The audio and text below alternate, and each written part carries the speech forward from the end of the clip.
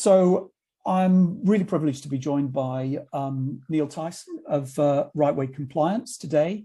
Neil is one of the most knowledgeable people I know in the area of whistleblowing, and our topic today is the topic of whistleblowing. We're going to be running through what is whistleblowing, why it's really important, any particular current considerations, the benefits of getting it right, and also how to get good systems in this area. So without any further ado, Neil, welcome, and thanks. Let's hear some of your perspective. First of all, do you want to tell us a bit about the work you do at Rightway, and then we'll go into what is whistleblowing. Yeah, absolutely. So Rightway Compliance is effectively a risk management, audit and training company, and the clue's in the name in terms of actually the right way, helping businesses go about doing business the right way, or organizations doing things the right way. And that covers a whole host of things in terms of the compliance space, but also financial crime risk, which is very much my background in terms of an investigator and things of fraud and other financial crime. But also, obviously, that pulls in, as you say, the whole whistleblowing aspect as a key element of that, but also just in terms of linking that into overall cultures of compliance, and trying to help organizations make sure that employees and people that they're working with are making the right choices, doing the right things from a kind of an ethical and a business perspective. Right, that sounds like quite a mix you deal with. So let's start off on the what would be your definition of whistleblowing? Yeah, it's a good one, Tim, to start off with, because obviously there are legal definitions enshrined in some of the legislation around the world, and different organizations will have their own kind of definitions within their policies. But I think, if we kind of keep it simple for the purposes of what we're talking about here, this is about people raising concerns, generally with somebody in authority, but that could be internal or external, about some kind of wrongdoing or malpractice. But the key element that is something that affects others. So it's not just something, they're not raising a concern that's personal to them. They're not raising a grievance necessarily. This is something that maybe has a broader impact across the organization, something that affects others.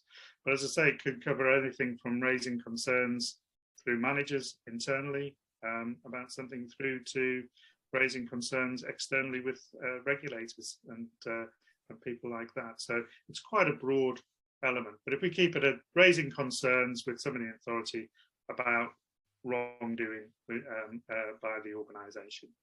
I have to own up at this stage, Neil, to a slight aversion to the term whistleblowing. I think it kind of creates a little bit of at times I think it can create a bit of a binary divide and make it scary. Whereas I think what you're saying is that it's about anything that's, it can be about anything that's not working properly for the organisation and the people involved in it and its stakeholders. And I think people kind of use the phrase "speak up" quite a lot, and the crossover there to kind of make it a little bit less kind of threatening in some ways, I guess, because this is about people opening up, people having conversations. Openness and accountability within an organisation really is at its heart, and transparency in what people are doing and how the organisation is operating. So yeah, the less we can focus on kind of some of the legal definitions that are out there and things, I think that's more helpful from an organisation perspective in terms of what we're trying to achieve when we're talking about whistleblowing, I think. Yeah. And certainly across our systems, we try and encourage wider communications of things that people are a bit nervous about raising that could benefit the organisation and everyone related to it. So let's come on to why it is so important and why it's in the news so much and why people are talking about it. Yeah, obviously it's something that kind of is taken a bit more of a prominence at the moment. Some of that is driven by regulators and external factors such as legislation changes and things like that, so that it's bringing it into focus. But some of it is around organisations also just looking at that broader picture in terms of, well, how are they operating kind of from an ethical stance? This isn't something that is just for the UK audience as well. This is an issue globally. And we can all think of examples of organisations that perhaps haven't quite got it right from this perspective as well, in terms of and where that can lead from both not just a legal and regulatory perspective, but the impact that has on other people in the organisation, the clients of the organisation, other businesses that those organisations are working for, real kind of reputational issues, as well as some broader kind of community-wide issues. So there's a number of reasons why organisations might be thinking about looking at it, and even ignoring all of that. Well, actually, organisations that just, particularly leaders within organisations that are actually wanting to emphasise, look, we've got these values for the organisation, which we want to live by. And as leaders and managers in the organisation, we want to be accountable, and we want you to, people to hold us to account to the standards that we are applying in terms of living to those values and aspirations that businesses might have. So there's a number of different reasons there. Also, from a kind of investment perspective. We hear a lot about ESG, environmental, social, and governance issues that organisations are involved with, and whistleblowing is right there in the heart of all of that. So actually, if an organisation is looking at its strong, ESG agenda and risks, whistleblowing is a key element of that, and we can maybe talk in terms of where that fits into to that. But also, it's just good governance, good practice as a good, for sustainable, ethical business, sustainable, ethical organisations. Whistleblowing should be at the heart of that. Yeah. And I think increasingly, I think it's becoming obvious, particularly with the advent of social media. You can't choose when to be a highly ethical organisation. You've got to be a highly ethical organisation all of the time if you want to hang your hat on that. And I would argue, if you don't hang your hat on that, you're going to have problems sooner or later. And if you do hang your hat on that, you've got to live it and breathe it every day. And part of living and breathing it every day is letting people know, giving people the power to let you know when it's not working, I think is. And this is about that genuine commitment to that as well, Tim. I think this isn't something that sits as part of just a tick box kind of compliance aspect, or meeting minimum legal requirements. The organisations that do well in this are those that really really subscribe to what it can achieve in some of those broader benefits for the organisation. So yes, there may be some legal or regulatory push that is kind of setting the bare minimum threshold for where organisations need to be in this space. But actually, the more enlightened organisations are looking at this from a much broader sense. Yeah. Well, that sort of brings us on to, are there any particular current consideration? And I think part of what you're saying is actually this shouldn't be driven by the latest fad and the latest piece of legislation. It should be part of your fabric. But is there anything that is out there in particular at the moment that really impacts and drives the agenda forward? Yeah, I mean, there's from a European Union perspective, there's a new directive that has come out for whistleblower protection, that kind of December 2019, and that was very much looking to kind of guarantee an EU-wide standard for protection of whistleblowers. So that requires EU member states to implement domestic legislation that requires the creation of safe channels for reporting, both within an organisation and also public authorities. So this cuts across different sectors as well. And obviously, as member states then put in place that domestic legislation, that's then organisations that are either operating in the EU or subject to that domestic legislation are going to need to comply.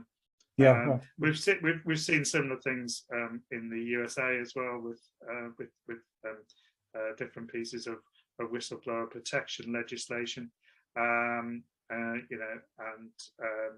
Sarbanes-Oxley, Dodd-Frank Act, both heavily there. But so there's a number of kind of legal pushes at the moment. If we go slightly further back, some of the regulators have kind of been pushing this agenda. Certainly, the Financial Conduct Authority in the UK for a lot of financial services regulated businesses. There was new requirements a number of years back for them, so we can maybe expect other regulators to be taking a keener interest in this as we go forward as well. Yeah, and you look at other sectors like the health sector. They've got the obligation across most of the health sector now to have freedom to speak up and to facilitate the speaking up, and it is and we work quite widely in the legal sector where the regulatory bodies are much more concerned with ensuring that people in the professions have got ways of raising problems. So yes, and I think it's interesting that the emphasis with all of that is about whistleblower protection, but obviously they're then kind of most of the legislation, existing legislation in the UK, kind of limits that protection in some way because it doesn't necessarily cover all all reports of wrongdoing. There are some rules about what is protected under that legislation. So again, as I say, if we simply focus on this as a legal or regulatory push, then we're going to be at a very bare minimum requirement. Whereas I think the more that organisations can view this as, well, actually, we want to do this because not only is it the right thing to do, even in terms of attracting and retaining talent within an organisation, attracting investment, and maintaining a good reputation. All of those things that organisations are going to be considering. Whistleblowing can really be at the heart of that. Yeah, and I think you've already touched on one or two of the benefits of getting it right. But is there anything else you'd put in the bucket? And what are the benefits of getting your whistleblowing and speaking up systems really in the right place? Well, I mean, obviously, the earlier that you can identify any kind of wrongdoing at the earliest opportunity is always going to be a benefit, whether that is kind of criminal in nature or whether it's something outside of that sphere. So the earlier that you can identify these issues, the more the easier it is to deal with them. Quite a lot of the kind of investigation work that we help organisations with, you can see that actually with some of those internal investigations, it's because things haven't been picked up at an early stage, things have been allowed to fester, ill feeling has grown within the organisation, which then has a knock-on impact in terms of just overall attitudes towards that organisation. And so, as I said, the earlier you can do it, the better. Whistleblowing will certainly do that. But, yeah, I think. Sorry. Yeah, I think it's one of our observations that you talk about the earlier stages. I think in some ways whistleblowing is almost a failure of an organisation to empower people to speak up on a daily basis and to raise problems and concerns. Most problems don't start as a big whistleblowing problem. They start as something which isn't functioning particularly well, and you get a number of opportunities to pick those things up. And also, I think we've talked a few points about things like the values. You know, if your organization has the right values and they have openness and they have candor and you listen to people, you're going to end up less likely to end up in that place. Yeah, and I think, you know, if we break down that environmental, social, and governance piece as well, you know, because there's elements within that, you know, obviously from a governance, it probably helps to work it in reverse. From a governance perspective, we've talked in terms of, well, actually, yes, you want to be able to demonstrate that people are acting within the law and within, you know, and compliant with all the regulations and things like that. But, you know, when you're talking about that kind of investors looking at organizations, particularly in terms of where to invest the money in ethical organizations, when you talk about attracting and retaining talent, you know, how your organization relates to its people is an important factor here, and giving them a genuine voice and ability to raise those concerns and hold management and leadership to account to those values is a key element in terms of how you know, how that organization is looking after its people and genuinely working for its people. So in terms of that social element of ESG, it's there. And obviously environmental, well, actually, you know, if people have got concerns in terms of actually how the organization is operating within the environment, actually, you know, in terms of the whistleblower protection legislation, particularly in the UK, you've got very specific coverage there in terms of raising concerns about impact on the environment. So, you know, it really is at the heart of what a lot of organisations are currently really focused on. Yeah, yeah, and of course, if you're getting all those things in the right place, you're going to have better retention. You're going to find it easier to keep people. You're going to have people more motivated. You're going to have less sickness. And I mean, we actually run some calculations on some of those things, and they can be pretty staggering numbers for big organisations. So, shall we just talk perhaps about, you know, what is a good system, and you know, both in terms of whistleblowing and wider speaking up. What are the foundations for that, do you think?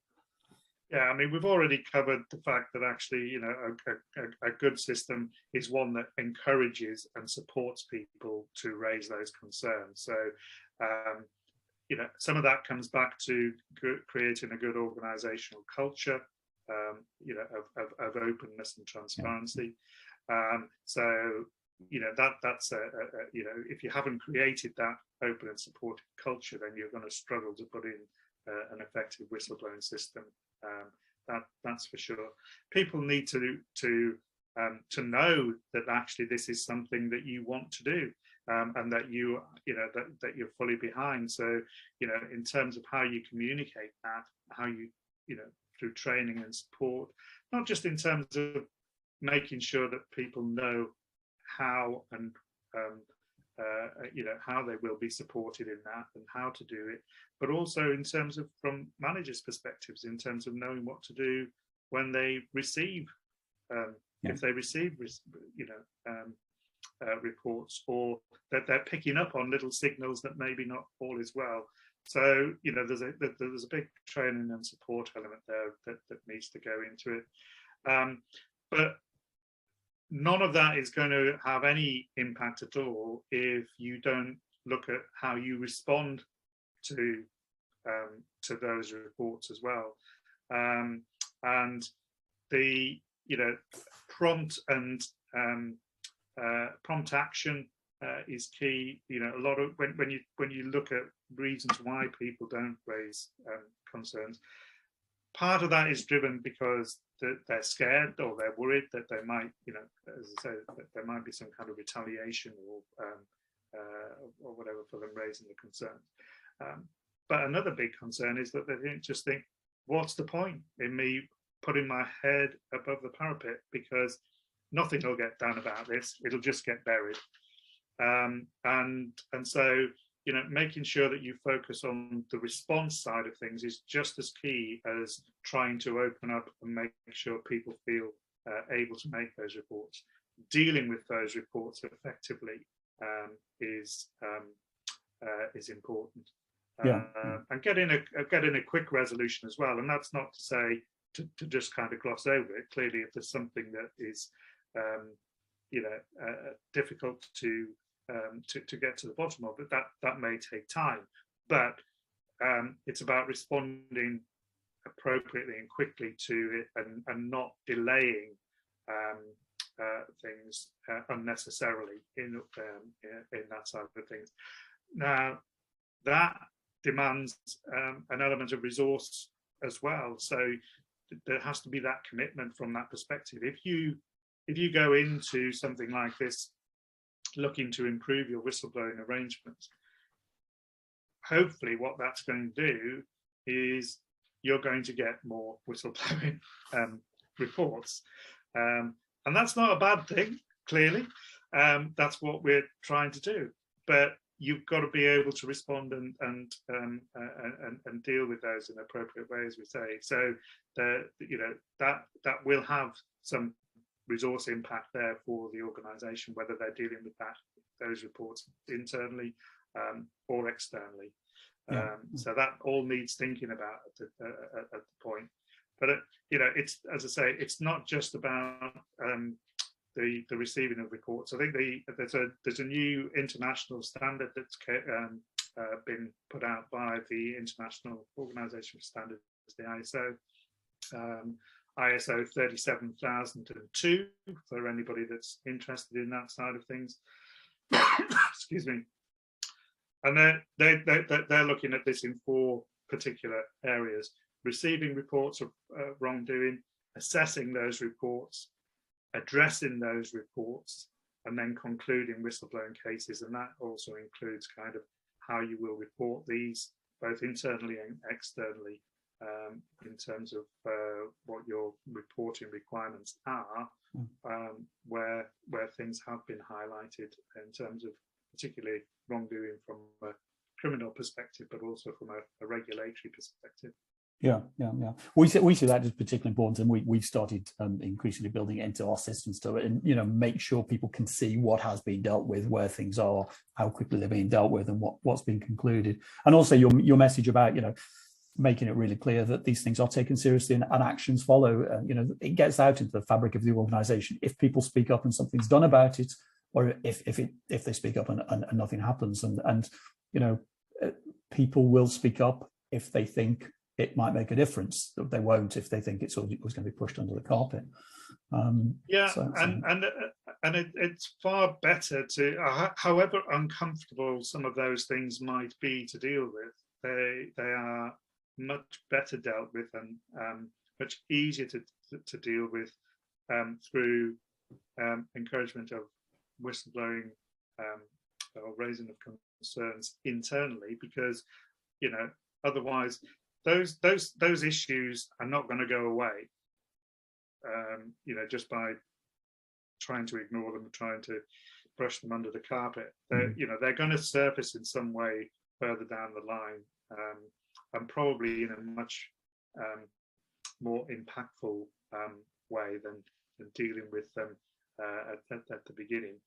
People can raise concerns even after they've left the organisation, and they can go external to the organisation if they don't really believe that the organisation is capable of addressing those concerns itself. So, the more that you can get that message across that actually we take it seriously, we are able to deal with these things effectively internally, and we will, then you're reducing the risk of storing up trouble further down the line. Yeah, I think one of the things you mentioned is people saying, well, what resource will this take? But as you say quite rightly, the earlier on the spectrum you hit it, normally the less problematic it is and the less time it will take to solve. And it may seem this is a problem that's taking me several hours to solve now, but leave it 6 weeks and it may be a lot more time and cost.